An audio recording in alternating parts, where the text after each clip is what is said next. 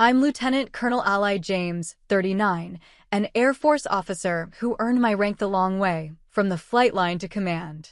For years, I backed my family, paid their bills, and celebrated every one of my brother's milestones like they were my own. But at his promotion ceremony, when my parents mocked me in front of his squadron, I made a choice that changed everything. Have you ever been dismissed or humiliated by the very people you've supported? If so, you're not alone. Share your story in the comments. Before I tell you what happened next, let me know where you're tuning in from. And if you've ever had to reclaim your worth after being underestimated, hit like and subscribe for more true stories about standing your ground and moving forward. What happened next might surprise you. I grew up believing I was invisible.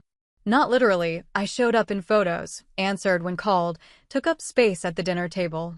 But in the way that mattered, in the economy of my parents' attention, I might as well have been a shadow. My brother Ethan was the sun, and I orbited quietly, content to reflect whatever light reached me. We were 6 years apart, which meant that by the time he was stumbling through high school calculus, I was already wearing the uniform. Lieutenant Ally James, United States Air Force, fresh out of the academy with a pilot slot, and something to prove to absolutely no one but myself. Ethan was 18 then, all elbows and ambition, talking about ROTC like it was a secret he'd discovered on his own.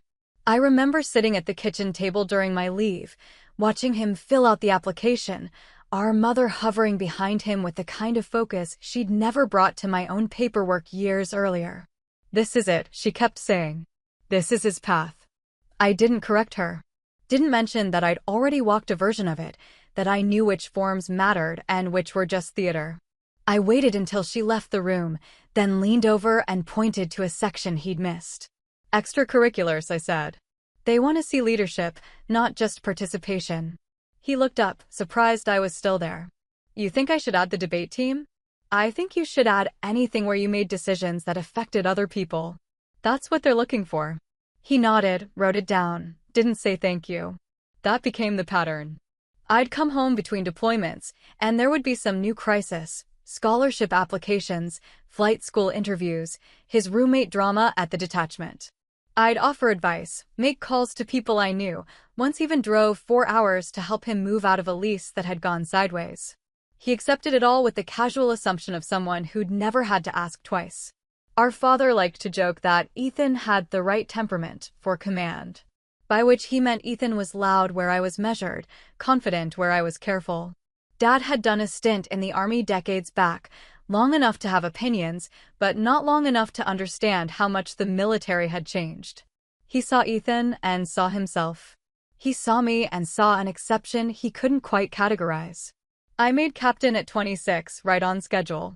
Ethan called to congratulate me, then spent 20 minutes talking about his own upcoming commissioning ceremony. I didn't mind. I was used to it.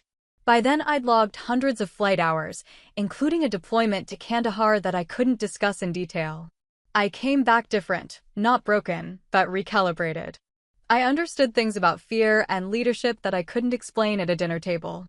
My parents asked if I was okay, and when I said yes, they seemed relieved to move on. Ethan pinned on his second lieutenant bars 3 years after I made captain.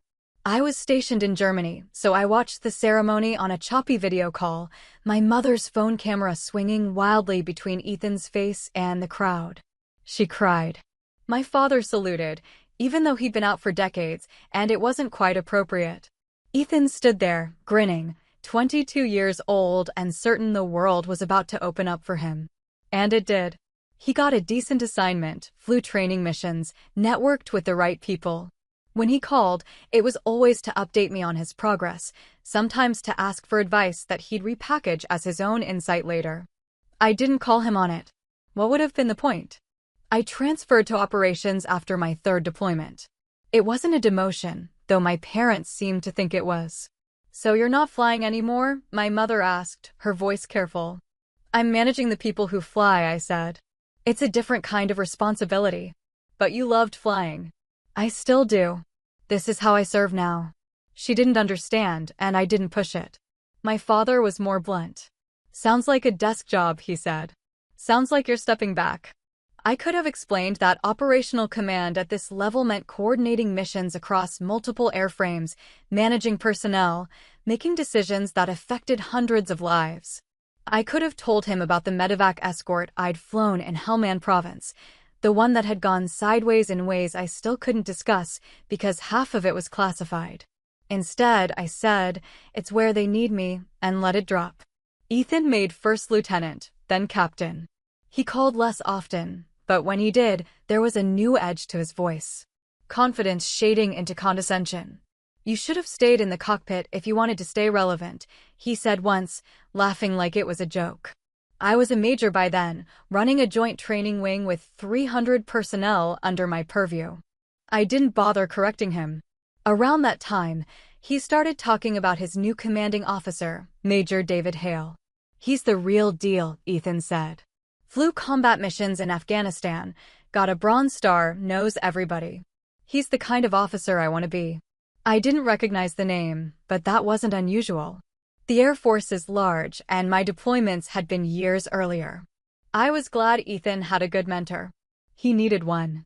What I didn't know, what I couldn't have known, was that David Hale had been on the ground in Helmand Province in the summer of 2013, part of a small forward operating unit that got pinned down during what was supposed to be a routine supply movement. I'd been flying an armed escort that day, one of two A-10 Warthogs tasked with providing overwatch. When the ambush hit, we diverted, and what followed was 40 minutes of the kind of close air support that doesn't make highlight reels because it's too frantic, too close, too dependent on split-second decisions that could kill the people you're trying to save. We got them out. All of them. I took shrapnel in the process, enough to earn a Distinguished Flying Cross and 3 weeks of recovery, most of which I spent furious that I wasn't back in the cockpit.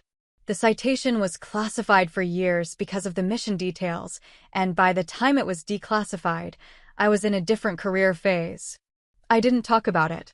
Not because I was modest, but because the people who needed to know already did, and everyone else wouldn't understand what it meant.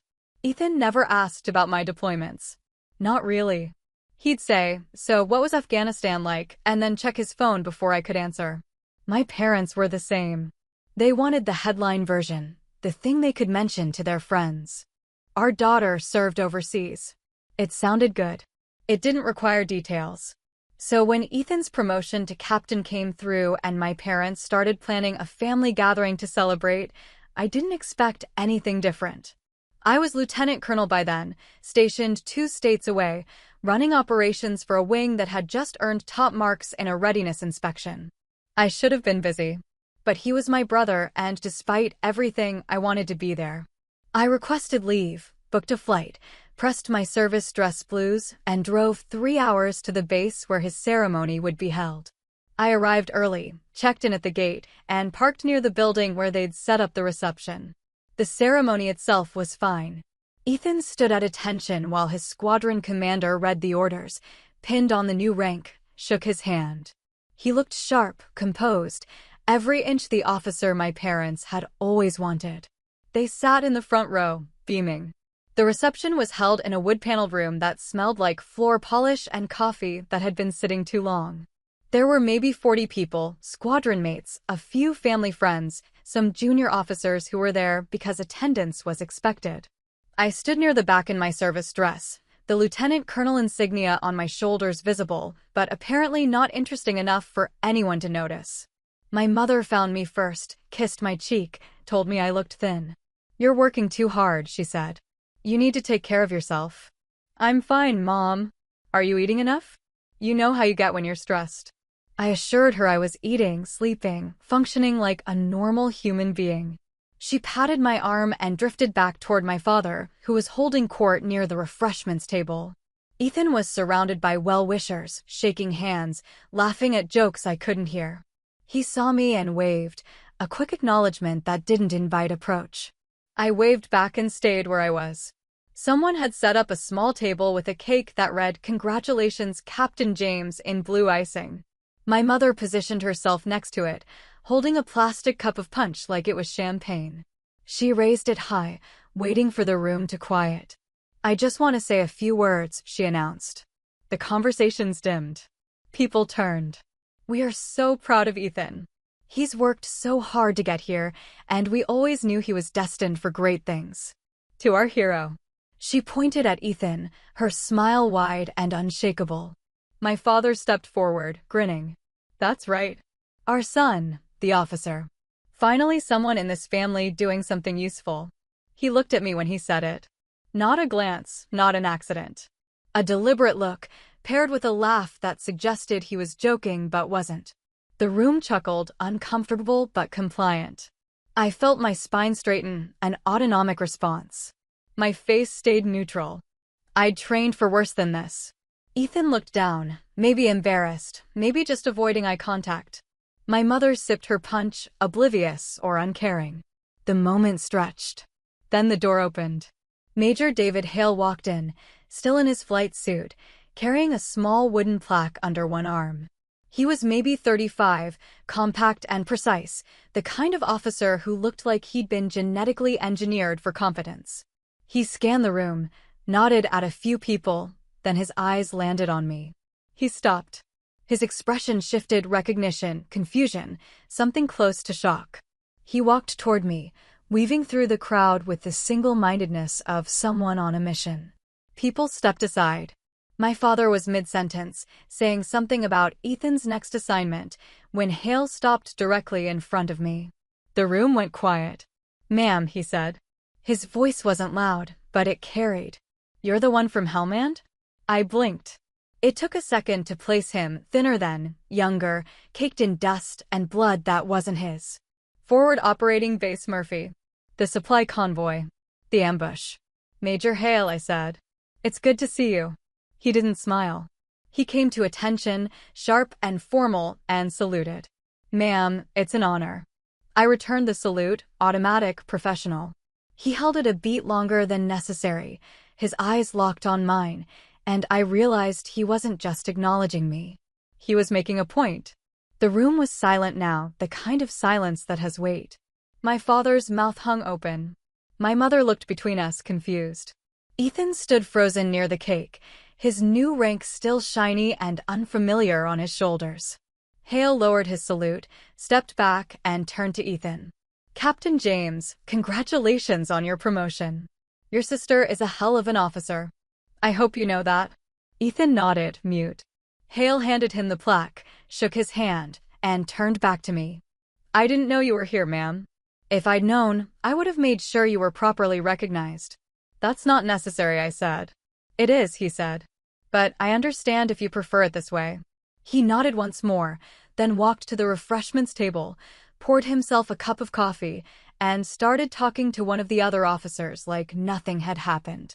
But everything had happened. My mother approached me, her face a mask of polite confusion.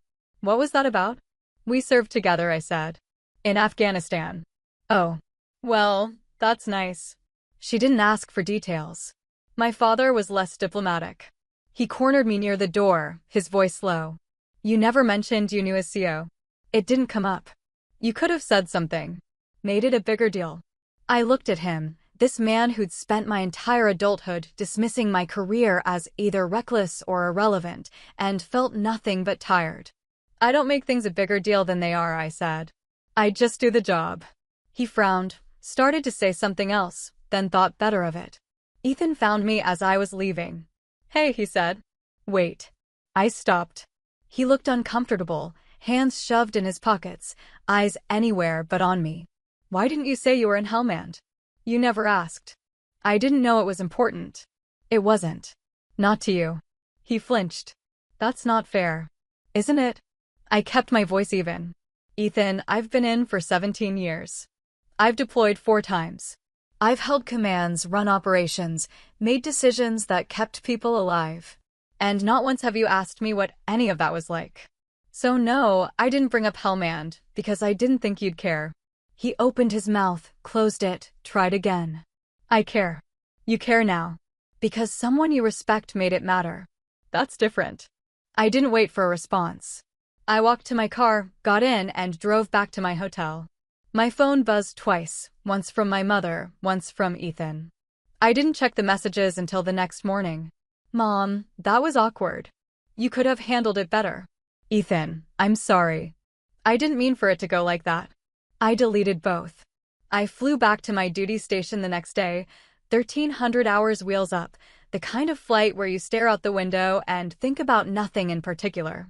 By the time I landed, I'd compartmentalized the whole event into a mental folder labeled family and filed it next to every other uncomfortable gathering I'd endured. It wasn't anger, exactly. It was clarity. I'd spent years making allowances, offering support, showing up without expectation of acknowledgement. I'd done it because that's what you do for family, or at least that's what I'd been raised to believe. But standing in that reception hall, watching my father laugh at my expense while my mother toasted the son who'd never had to fight for her attention, I realized something simple. I was done. Not done with them, necessarily. Just done expecting them to see me. Colonel Naomi Vargas was waiting in my office when I got back. She was 52, sharp-eyed, with the kind of posture that made you stand straighter just by proximity. She'd been my mentor since I was a captain, one of the few senior officers who'd treated me like a person instead of a quota or a curiosity. "You look like you had a great time," she said, not looking up from the file she was reading. "It was fine." "That bad?" I dropped my bag on the desk, sat down. My parents held a reception for my brother's promotion. They toasted him as the family hero. My father made a joke about me finally doing something useful. Then my brother's CO walked in, recognized me from Hellmand, and saluted me in front of everyone. Vargas looked up. "David Hale. You know him?" "By reputation. Good officer. Flew combat support in Afghanistan, did some time in joint operations." She tilted her head. "So he recognized you from the medevac escort?" "Apparently. And your family didn't know?" "They never asked." Vargas set the file down, leaned back. "You never told them about the DFC?" "It was classified for 3 years. By the time it wasn't, I was in a different job. It didn't seem relevant." "It's relevant if your family thinks you're dead weight." I didn't respond.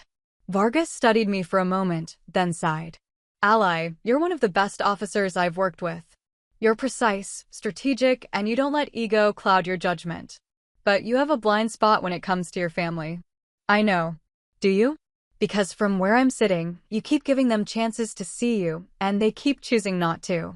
At some point, that's on you." It was a hard thing to hear, but she wasn't wrong. I'd been operating under the assumption that consistency would eventually earn recognition, that if I just kept showing up and doing the work, they'd notice. But people don't notice what they're not looking for. "I'm not going to the next family dinner," I said. Vargas smiled. "Good. Now let's talk about your next assignment." She handed me the file she'd been reading. It was a set of orders, freshly printed, transferring me from the Joint Training Wing to an Air Mobility Wing leadership position. Command of my own unit. Over 300 personnel, split between active duty and reserve, responsible for everything from strategic airlift to aerial refueling. It was a significant step up, the kind of assignment that marked you as someone the Air Force was investing in. "When?" I asked. 60 days.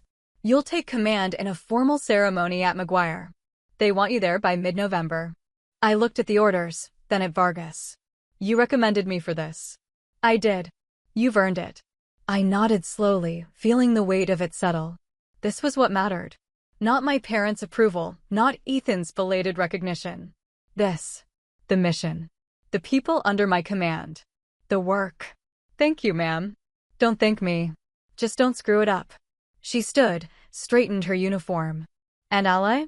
Let the record speak for itself. You don't need to explain yourself to people who've already decided not to listen." She left, and I sat there for a long time, staring at the orders. That evening, I drafted a short email to my mother. "I won't be able to make Thanksgiving this year. I'm transferring to a new command and will be in the middle of turnover. I'll call when I'm settled." I didn't mention Ethan, didn't offer an explanation beyond the logistical. I hit send and felt lighter. 2 days later, my mother called. I let it go to voicemail. "Ally, this is dramatic. We didn't mean anything by what we said at the reception. You're being too sensitive. Call me back." I didn't. Ethan sent a text. "Hey, I know things were weird. I'm sorry. Can we talk?" I replied, "I'm in the middle of a transfer. We'll talk later." later became a flexible concept. The next 3 weeks were a blur of briefings, handoffs, and logistics. I met with my successor, a sharp young lieutenant colonel named Briggs who asked good questions and took notes like his life depended on it. I walked him through the personnel files, the ongoing projects, the landmines to avoid. I handed over my command with the same precision I brought to everything else. Meanwhile, word got around. Hale had filed a formal commendation through official channels, a memo that referenced the Hellman mission and my actions in detail. It wasn't flashy, but it circulated.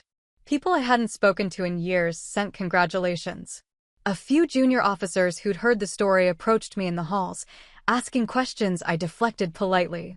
I didn't need the attention. But I didn't stop it either.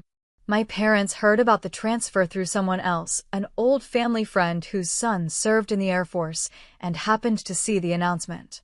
My mother called again, this time leaving a voicemail that was half confusion, half hurt.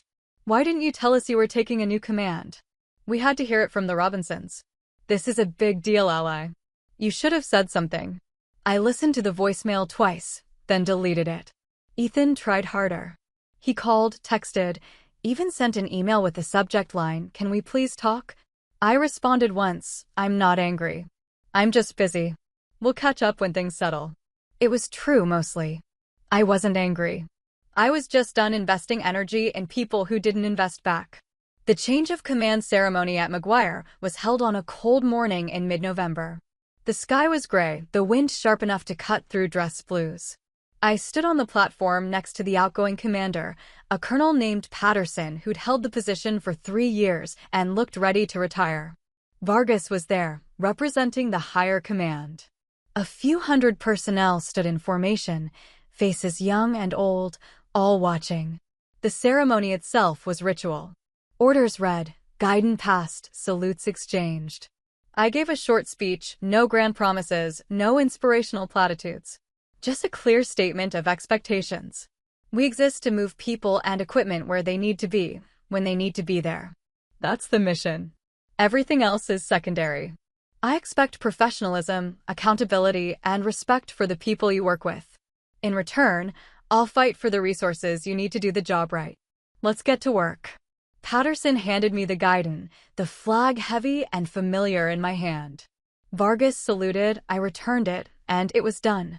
I was in command. Afterward, there was a small reception in the wing headquarters building.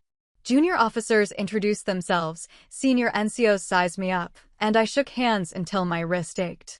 No family attended. I hadn't invited them. Late that afternoon, I found myself alone in my new office, a space that still smelled like the previous occupant's coffee preference. I sat behind the desk, looked at the walls that would soon hold my own plaques and photos, and felt something close to peace. My phone buzzed. A text from Hale, "Congratulations on the command, ma'am. Well deserved." I replied, "Thank you, Major. Hope your squadron is treating you well."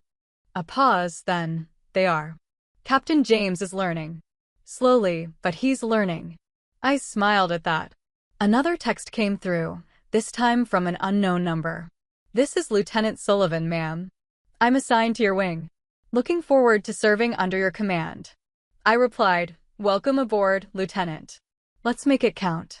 I set the phone down and stared out the window at the flight line, where a C-17 was taxiing into position. The engines roared, the aircraft lifted, and I watched it climb until it disappeared into the clouds. This was what I'd signed up for. Not recognition, not validation. Just the work, done well, with people who understood what it meant. The rest was noise. Ethan struggled. I didn't hear about it directly, of course. But word travels in the Air Force, especially when you're connected to the same chain of command in even the loosest sense.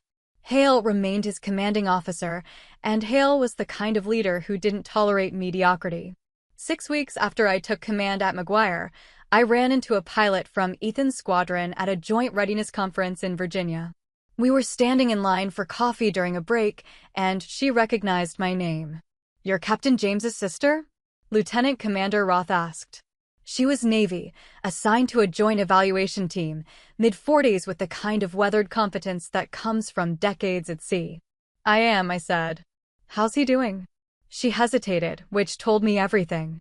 He's figuring it out. Major Hale's a tough mentor, but fair. Your brother's got potential. He just needs to stop assuming the rank does the work for him. I nodded, unsurprised. That sounds about right. Hale talks about you sometimes, she added. Not in detail, but enough that we know you're someone worth respecting. I think your brother's starting to realize he's been operating in your shadow without knowing it. He'll figure it out, I said. Or he won't. She gave me a sharp look. You're harder on him than Hale is. I'm realistic. There's a difference. I didn't elaborate and she didn't push. But she wasn't wrong. I'd stopped carrying the weight of Ethan's success or failure. He was a grown man, an officer in the United States Air Force, responsible for his own decisions. If he wanted to build a career, he'd have to do it on his own merits. I'd given him enough head starts. Around that same time, my parents tried again.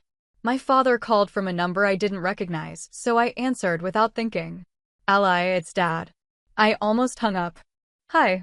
Your mother and I have been trying to reach you. I've been busy. We know. We heard about your new command.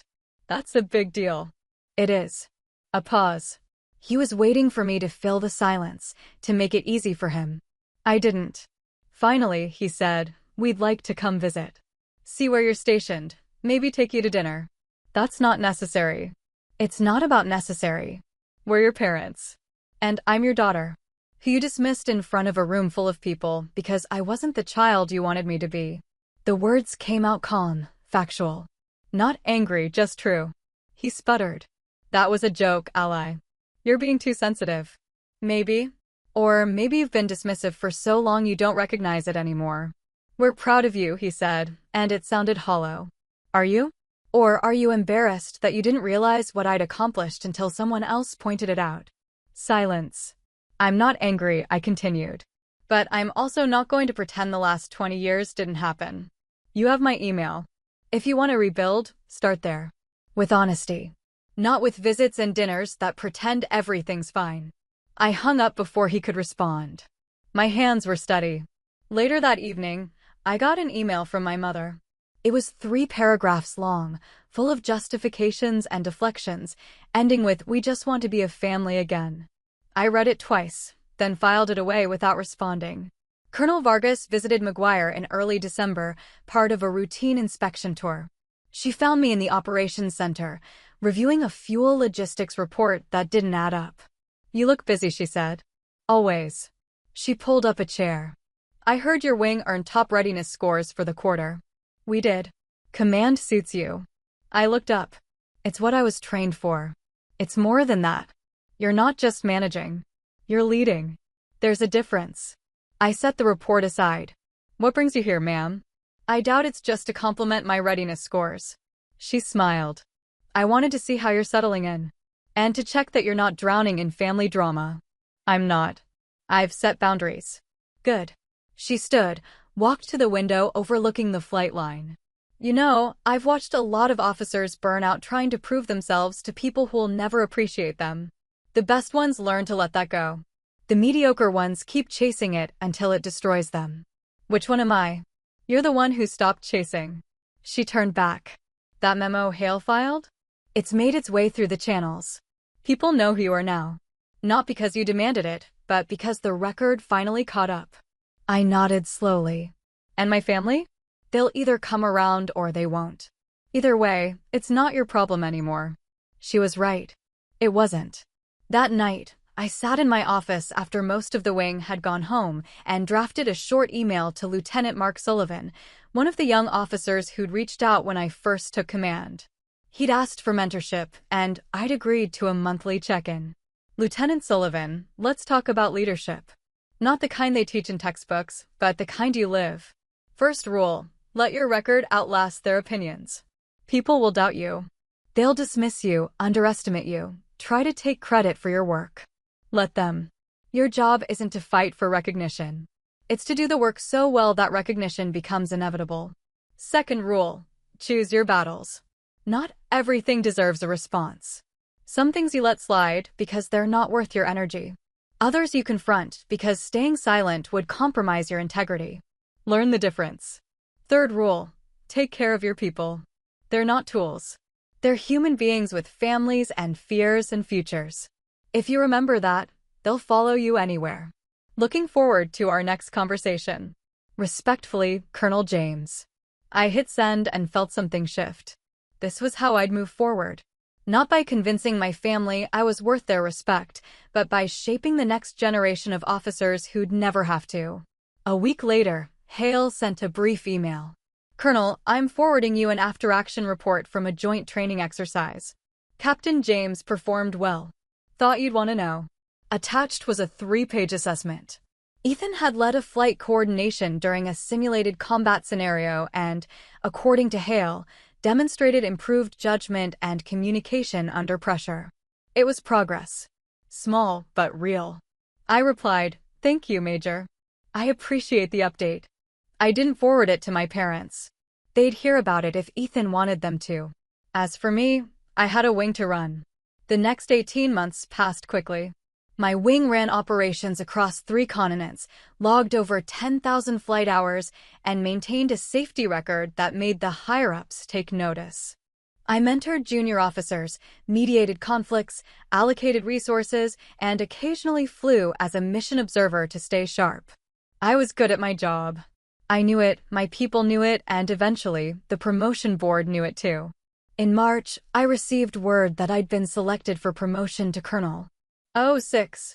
Full bird. The kind of rank that doesn't come easy, that represents decades of competence and trust. The notification came via official email at 0700 on a Tuesday. I read it twice, set my coffee down, and allowed myself 30 seconds of satisfaction before moving on to the day's agenda. Vargas called an hour later. Congratulations, Colonel. Thank you, ma'am. You've earned it. The ceremony's scheduled for May, correct? Yes, ma'am. McGuire. 1600 hours. I'll be there. An ally. Ma'am? This is the rank where people start watching everything you do. Not because they're looking for mistakes, but because they're deciding if you're ready for the next level. Stay sharp. Always. The official promotion ceremony was set for May 15th. I sent a brief email to my parents and Ethan, informing them of the date and location. I didn't invite them explicitly, but I didn't exclude them either. The ball was in their court. My mother responded within an hour. We'll be there. So proud of you. Ethan's response came 2 days later. Wouldn't miss it. Congratulations, sis. I felt nothing reading those messages. No relief, no resentment. Just acknowledgement. Meanwhile, my days were consumed with transition planning. A promotion to 06 meant new responsibilities, likely a new command down the line. I was being positioned for something bigger, though the details were still forming. I met with Vargas in mid-April to discuss options. They're looking at you for a composite wing, she said, spreading a folder across her desk. Multi-mission, about 500 personnel, mix of active and reserve. It's a challenge, but you're ready. Where? That's still being determined. Could be stateside, could be overseas. You'll know by July. I nodded. What's the timeline for transition? You take command in early next year. That gives you 6 months to wrap up at McGuire and prepare. It was the trajectory I'd been working toward for years, and yet it felt surreal. Not because I didn't think I deserved it, but because I'd spent so long being invisible that visibility still felt foreign. Vargas must have seen something in my face. You look concerned. I'm not. Just processing. Second-guessing yourself? No, ma'am. Good. Because you're one of the best officers I've worked with, and if you start doubting that now, I'll be deeply disappointed. I smiled. Understood. The promotion ceremony itself was held on the same flight line where I'd taken command of the wing 18 months earlier. The weather cooperated, clear skies, mild temperature, a light breeze that kept the flags moving. About 300 personnel stood in formation, along with a handful of senior officers from the regional command. My parents arrived early, dressed formally, looking older than I remembered. Ethan came in uniform, now a major himself. He'd been promoted 6 months earlier, a fact I'd learned through official channels rather than a phone call. We exchanged brief greetings. Professional, cordial, distant. The ceremony followed the usual script. Orders read, rank insignia removed, new insignia pinned. Vargas did the honors, her hands steady as she affixed the silver eagles to my shoulders. She stepped back, saluted, and I returned it. Then she leaned in slightly and said, "Well done, ally." "Thank you, ma'am." I gave a short speech. No grand declarations, no emotional appeals. Just a clear statement about the work ahead and the people who made it possible. "Leadership is a trust," I said, my voice carrying across the formation. "It's not about titles or rank. It's about the responsibility we accept when we put on this uniform. To serve with integrity, to lead with humility, and to never forget that the mission depends on every single person doing their job well. I'm honored to continue that work with all of you." The applause was polite but genuine. Afterward, there was a small reception in the wing headquarters. My parents hovered near the refreshments, clearly uncertain how to approach me. Ethan stayed close to them, his posture stiff. Eventually, my mother worked up the courage. "Ally, that was a beautiful ceremony." "Thank you. We're so proud of you." "We always have been." I looked at her, this woman who'd spent decades making it clear that I was secondary, and felt a strange kind of pity. "I appreciate that," I said, my tone neutral. My father stepped forward. "Colonel, that's really something." "It is. We should have. We didn't realize." He trailed off, searching for words that wouldn't come. "It's fine," I said. "Really?"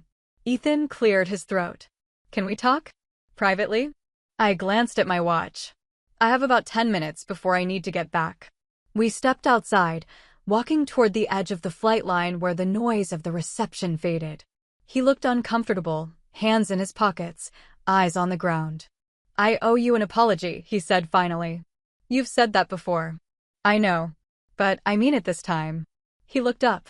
"I used to think you just got lucky. That you were in the right place at the right time, or that people cut you slack because you were a woman and they needed the numbers. I was wrong." I waited. "You're a better officer than I'll probably ever be," he continued. "And I spent years not seeing that because I was too focused on myself." "I'm sorry." It was the most honest thing he'd ever said to me. I let it sit for a moment, then nodded. "Apology accepted." "That's it? What else do you want me to say?" "I don't know. That we can start over? That things can be different." I considered that. "Ethan, I don't need things to be different.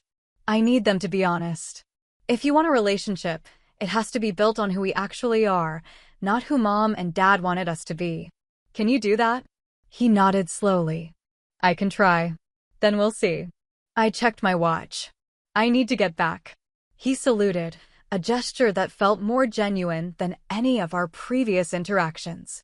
I returned it, and we walked back to the reception together. My parents left shortly after, offering polite goodbyes and promises to stay in touch. I didn't hold my breath. But I also didn't close the door entirely. The rest of the evening was a blur of congratulations and small talk. By the time the last guests left, I was exhausted. 2 years later, I stood in a different building on a different base, wearing the same silver eagles and a different weight of responsibility. The composite wing command had come through, just as Vargas predicted. 500 personnel, 3 mission sets, operations spanning 2 continents. It was complex, demanding, and exactly where I wanted to be. Ethan was overseas by then, a major running a logistics squadron in the Pacific. We emailed occasionally, brief updates that felt less obligatory than they used to. He'd grown into his rank, learned the difference between confidence and competence, started mentoring younger officers the way I once mentored him. I'd hear about it through mutual contacts, and I was glad. My parents had settled into a tentative respect. They called less often, but when they did, the conversations were quieter, less performative. My mother asked about my work without immediately pivoting to Ethan. My father stopped making jokes at my expense. It wasn't warmth exactly, but it was honesty. The promotion ceremony for my new command was held on a cold morning in November. Smaller audience this time, mostly personnel from the wing itself. Vargas attended, now a brigadier general and still my fiercest advocate. The ceremony followed the same ritual: orders, guidance, speech. I kept it short. "We're here to execute the mission with precision and integrity." That's the standard. Meet it, and we'll accomplish extraordinary things.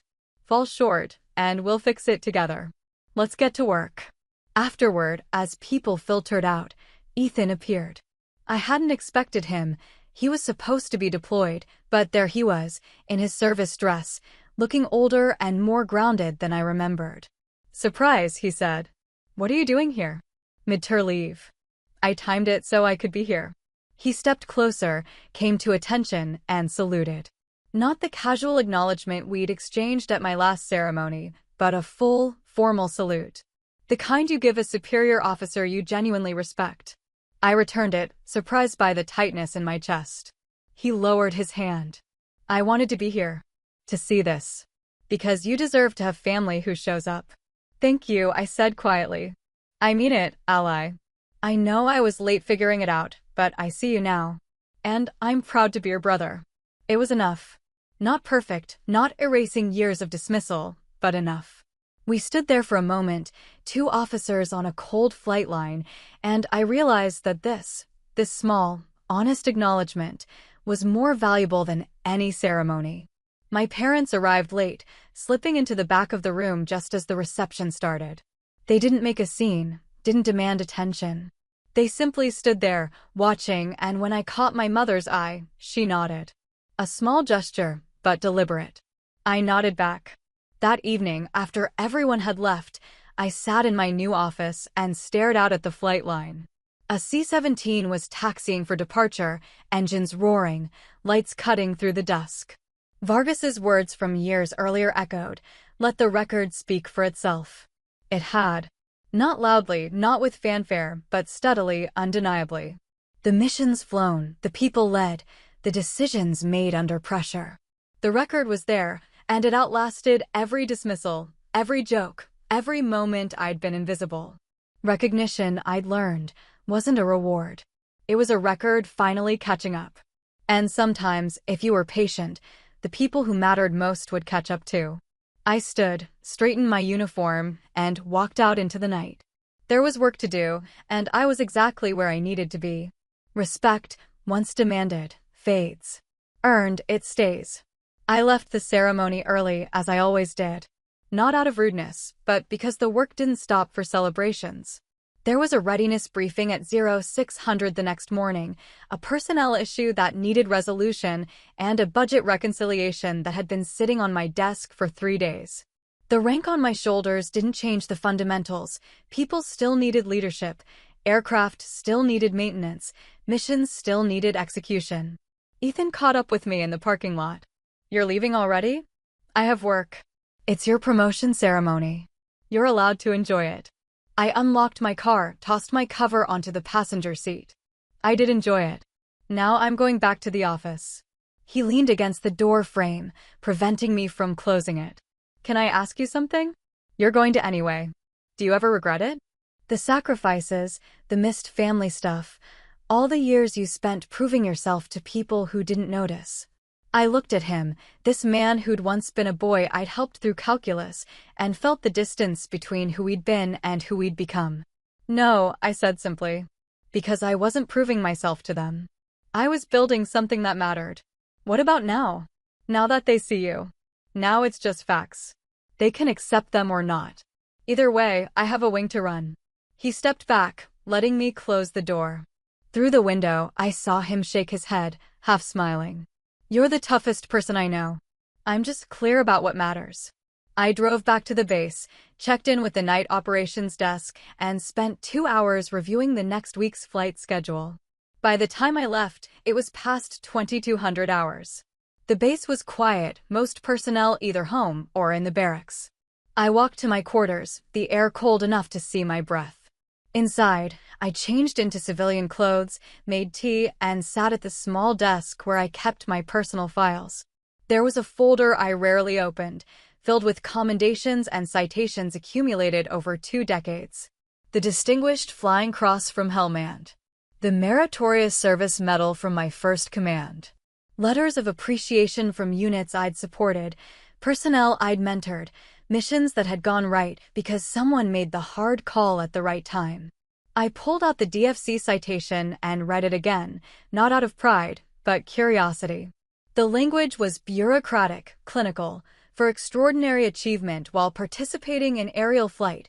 Disregard for personal safety directly contributed to the successful extraction of personnel under hostile fire. What it didn't say, that I'd been terrified. That the radio chatter had been chaos, voices overlapping, someone screaming about casualties. That I'd made 3 gun runs at an altitude low enough to see individual faces, close enough that the aircraft took damage. I'd lied about in the debrief, because I didn't want to be grounded. What it didn't say, that David Hale had been one of those faces. That when I'd circled back for the final pass, I'd seen him dragging another soldier toward the extraction point, both of them moving in that horrible, slow-motion way that means someone's badly hurt. What it didn't say, that I'd gone home 3 weeks later and my parents had asked if I'd seen any action, and when I said yes, my father had said, "Well, don't let it go to your head." I put the citation back in the folder and closed it.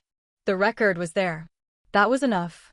The next morning, I arrived at the operations center at 05:30, earlier than necessary, but consistent with habit. The night crew was finishing their shift, handing off to the day team. I poured coffee, reviewed the overnight reports, and flagged 2 items for follow-up: a minor maintenance delay on one of the C-17s, and a personnel conflict in the logistics squadron that the first sergeant wanted me aware of. Lieutenant Sullivan found me around 0700. He was 24 now, no longer the nervous second lieutenant who'd emailed me 2 years ago. He'd grown into his role, earned the respect of his peers, and was being considered for early promotion. "Morning, ma'am." "Lieutenant. I wanted to thank you for the recommendation letter. It made a difference." I'd written it the previous month, a straightforward assessment of his performance and potential. No hyperbole, just facts. "You earned it." "Still, I know you don't have to do that." "Actually, I do. It's part of the job." He hesitated, then said, "Can I ask you something?" "Go ahead." "How do you know when you're ready for the next level? When you're not just competent, but actually ready to lead at a higher level?" It was a better question than most officers asked. "You're never fully ready," I said. "The job is always bigger than you think it is. But you're ready enough when you stop worrying about whether people think you deserve it and start focusing on the people who need you to succeed." He nodded slowly. "That makes sense. You'll be fine, Sullivan. Just keep doing what you're doing." He left, and I returned to the reports. Around 0800, my executive officer, Major Karen Delacroix, knocked on the door frame. "Ma'am, you have a call on line 2. It's a Major Hale." I picked up. "Colonel James." "Good morning, ma'am. I hope I'm not interrupting." "Not at all, Major. What can I do for you?" "I wanted to give you a heads up. I'm putting Major James, in for a squadron commander position. He's ready, and I think he'll do well. But I wanted you to know before the official notifications went out." I felt a flicker of something, not quite pride, but close. "I appreciate that. He's come a long way. Took him a while to figure out that leadership isn't about being the loudest voice in the room, but he got there." "That's good to hear. He talks about you sometimes. Not in a 'my sister's a colonel' way, but in a 'this is how I learned to do it right' way." I thought you should know that too. I didn't know what to say to that, so I settled for, "Thank you, Major." "Anytime, ma'am. Take care." The call ended, and I sat there for a moment, staring at the phone. Ethan was going to command a squadron. He'd earned it on his own merits, shaped by a mentor who didn't tolerate shortcuts. I was genuinely glad for him. I didn't call to congratulate him. He'd get the official notification soon enough, and we'd talk then. For now, I had my own responsibilities. 3 months later, I received orders for my next assignment, command of a joint composite wing at Joint Base Lewis McChord. It was a significant step up, over 800 personnel, multiple mission sets, operations spanning the Pacific Theater. The kind of assignment that put you on the short list for flag officer consideration. Vargas, now Brigadier General Vargas, called to congratulate me. "You're moving into the big leagues, ally." "Feels like I've been in the big leagues for a while, ma'am." "This is different. This is where they're deciding if you're one of the handful who goes further. Joint command, strategic visibility, high operational tempo. You'll be under a microscope." "Understood. And ally? You're ready." I wouldn't have endorsed this if you weren't. The transition took 4 months. I handed over my current command to a sharp colonel named Morrison who'd been waiting for his shot. I briefed him on every detail, introduced him to key personnel, walked him through the landmines. By the time I left, he was ready. My change of command ceremony at Lewis McChord was held on a gray morning in September, rain threatening but holding off. The formation was larger this time, nearly 1,000 personnel standing in precise rows. Senior officers from 3 services attended, a reflection of the joint nature of the command. My parents didn't come. They'd called to say they couldn't make the trip, and I'd told them it was fine. It was. Ethan sent a message, wish I could be there, but I'm in the middle of a deployment workup. Proud of you, sis. Go show them how it's done. I read it twice, then filed it away. The ceremony itself was efficient. Orders read, guidance passed, brief remarks from the outgoing commander, then my turn. I kept it simple. Leadership at this level isn't about individual achievement. It's about creating the conditions for 800 people to do their jobs well. My role is to remove obstacles, provide resources, and make decisions that keep us mission ready. Your role is to execute with precision and integrity. Together, we'll accomplish what needs to be done. Let's get to work. The applause was steady, professional. I shook hands, accepted congratulations, and by 1300 hours I was in my new office, reviewing the operations plan for the next quarter. Major Delacroix had transferred with me, now serving as my deputy commander. She found me at my desk around 1500 hours, holding a folder. Ma'am, you need to see this. It was a message from the Pentagon, informing me that I'd been selected for a strategic planning group focused on future air mobility operations. It was the kind of assignment that came with increased visibility and the potential for further advancement. When do they need a response? I asked. 2 weeks. I nodded. I'll review it and get back to them. She left, and I sat there, looking at the message. 2 decades in, and the trajectory was still climbing. Part of me wanted to be satisfied, to say this is enough. But the other part, the part that had learned to let the record speak for itself, knew that there was still work to be done. I thought about Lieutenant Sullivan, now Captain Sullivan, mentoring the next generation of officers. I thought about Ethan, commanding a squadron and finally understanding what leadership actually meant. I thought about all the people I'd served with, led, learned from. Recognition, I'd learned, wasn't a destination. It was a byproduct of work done well over time. And the work was never finished. I pulled up my email and started drafting a response to the Pentagon. Outside, a C-17 roared down the runway, engine screaming, lifting into the gray sky. I watched it climb until it disappeared into the clouds, then turned back to my screen and kept working. The record would speak for itself. It always did. The Strategic Planning Group met quarterly in Washington, which meant I spent 1 week every 3 months away from Lewis McChord. The work was abstract compared to operational command, policy papers, capability assessments, long-range planning documents that wouldn't see implementation for years. But it mattered. The decisions made in those conference rooms would shape how the Air Force moved people and equipment a decade from now. I was the only 06 in a room full of generals and civilian defense analysts. The first meeting, I sat quietly, observing the dynamics. By the second meeting, I was contributing. By the third, people were asking for my input before I offered it. Colonel James, what's your assessment of the Pacific logistics infrastructure? Colonel, you've run composite wings. How would this affect operational readiness? We need someone who understands the ground truth. Colonel James, can you brief us next quarter?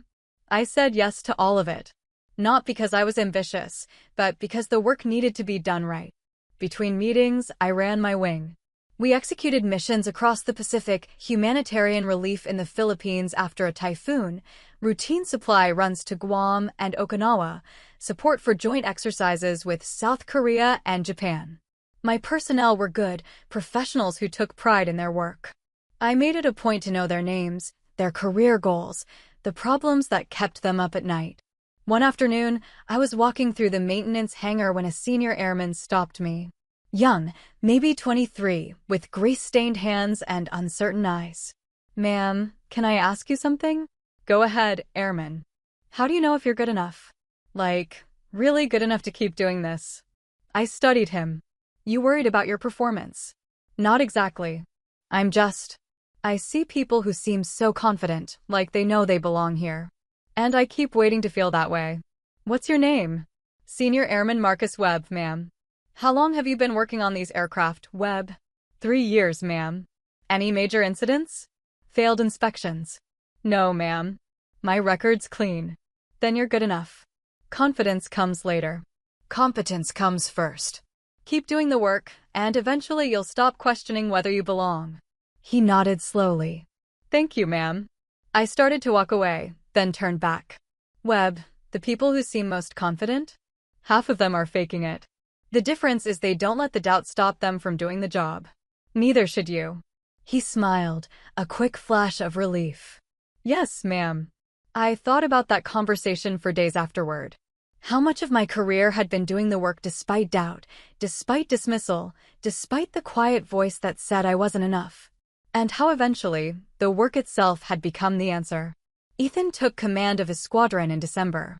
I couldn't attend, I was in the middle of a major exercise, but he sent photos afterward. Him standing at attention, his squadron arrayed behind him, the guidon in his hands. He looked competent, steady, like someone who'd earned his position. We spoke on the phone a week later. How's it going? I asked. Terrifying, he admitted. I thought I was ready, but actually being responsible for 150 people is different than I expected. It always is. How did you handle it? The first time you took command? I leaned back in my chair, remembering. I focused on the mission, not my feelings about the mission. I listened to my senior NCOs, made decisions based on information rather than ego, and accepted that I'd make mistakes. Did you? Make mistakes? Of course. Everyone does. The key is fixing them quickly and learning from them. Any advice? Take care of your people. Everything else flows from that. He was quiet for a moment. I'm trying to do it the way you would. Not copy you exactly, but use what you taught me. I didn't teach you much, Ethan. You taught me more than you think. I just wasn't paying attention. It was the most honest our conversations had ever been. No pretense, no competition. Just two officers trying to do difficult work well. You'll be fine, I said. Just remember why you're there. I will. Thanks, Li. After we hung up, I sat in the quiet of my office and felt something close to peace. Not because Ethan had finally recognized what I'd done, but because he'd found his own path. The help I'd given years ago had mattered, even if it took him a decade to realize it. My parents called less frequently, but when they did, the conversations were different. Shorter, more substantive. My mother asked about my work without needing me to translate it into terms she found impressive. My father stopped comparing me to Ethan entirely. One evening in February, my mother called while I was reviewing a training schedule. Li, I need to tell you something. Her tone made me set down the paperwork. What's wrong? Nothing's wrong. I owe you an apology. A real one. I waited. Your father and I spent years not seeing you. We were so focused on Ethan, on what we thought success looked like, that we didn't notice what you were accomplishing. And when we finally did notice, we acted like it was surprising instead of inevitable. That was wrong. Mom, let me finish. I'm not asking you to forgive us or pretend it didn't happen. I just need you to know that I see it now. What you've built, who you've become. And I'm sorry we weren't there for most of it. I took a breath. I appreciate that.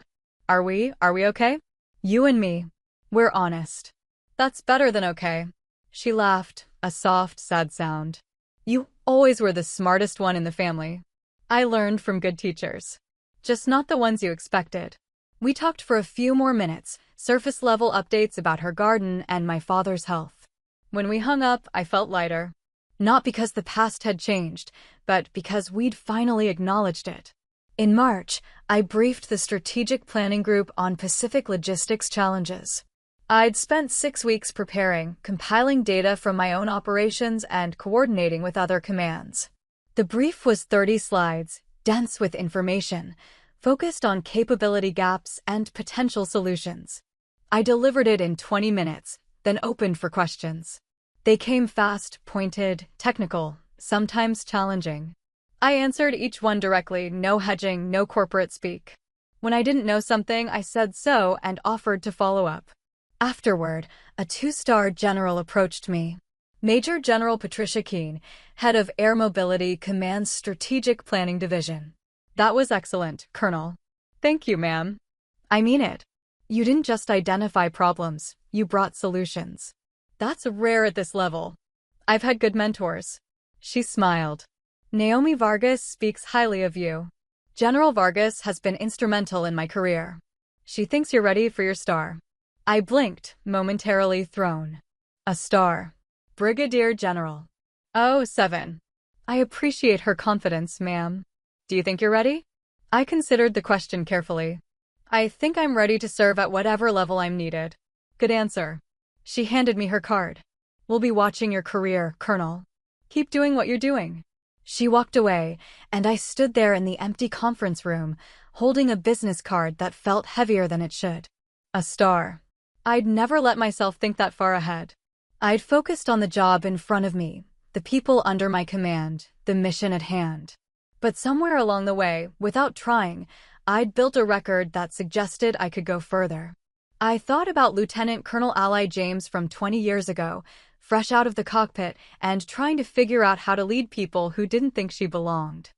I thought about all the times I'd been dismissed, overlooked, told I was too cautious or too aggressive or just too different. And I thought about Senior Airman Webb, asking if he was good enough. Competence comes first. Confidence comes later. I'd been competent for years. Maybe it was time to be confident too. I called Vargas, now General Vargas, that evening. You told General Keene I was ready for a star. I did. That's a significant endorsement. You've earned it, Ally. Multiple times over. The timing is right. You're running a major joint command successfully, you're contributing to strategic planning, and you have a record that speaks for itself. The board will consider you when they're ready. Until then, keep doing what you're doing. And if they don't select me, then you're still a colonel running one of the most important commands in the Air Force. That's not a consolation prize. She was right. I knew she was right. But the possibility had lodged itself in my mind, and I couldn't quite shake it. Ma'am, can I ask you something? Always. When did you stop proving yourself and start just being yourself? She laughed. About 2 years after I made general. So relatively recently. That's not encouraging. It's honest. Ally, you're going to spend your entire career with people questioning whether you belong. It doesn't stop at 07 or 08 or anywhere else. The difference is that eventually you stop caring about their questions and start trusting your own answers. When did that happen for you? When I realized that my record would outlast everyone's opinions, including my own doubts. I thanked her and hung up, her words settling into place alongside everything else I'd learned. The record would outlast the opinions. It always had. Spring turned to summer. My wing continued operations, executed exercises, maintained readiness. I mentored officers, resolved conflicts, made decisions that affected hundreds of lives. The work was hard, demanding, sometimes exhausting. It was also exactly what I'd trained for. In June, Ethan's squadron earned top marks in an operational readiness inspection. He called to tell me, his voice tight with relief and pride. We did it. Clean sweep, no major findings. Congratulations. That's significant. I couldn't have done it without remembering what you said. Take care of your people, everything else flows from that. You did the work, Ethan. Own it. I am. But I wanted you to know it mattered. What you taught me. I'm glad. We talked for a few more minutes, comparing notes on the challenges of command. When we hung up, I realized our relationship had finally become what it should have been all along, two professionals with mutual respect, shaped by different paths but heading in the same direction. In August, I received notification that I'd been nominated for the Brigadier General Selection Board. It wasn't a guarantee, the selection rate was low, and there were dozens of qualified colonels competing for a handful of slots. But it was acknowledgement that someone, somewhere, thought I belonged in that conversation. I didn't tell my parents. I didn't tell Ethan. I told Vargas, because she deserved to know, and Major Delacroix, because she'd need to prepare for the possibility of my departure. Then I went back to work. The board would meet in October. I'd know by November. Until then, there was a wing to run, missions to execute, people to lead. The record would speak for itself. It always had, and it always would. Thanks for watching. If this hit home, tap like, subscribe, and share it with someone who needs a boundary boost today. Your turn. Have you ever been minimized by family in public? What did you do in the moment? When did you finally draw a line, and what changed after? Have you ever gotten unexpected recognition that flipped the room? If you were my brother, what's the right way to respond? What's one boundary you wish you'd set sooner?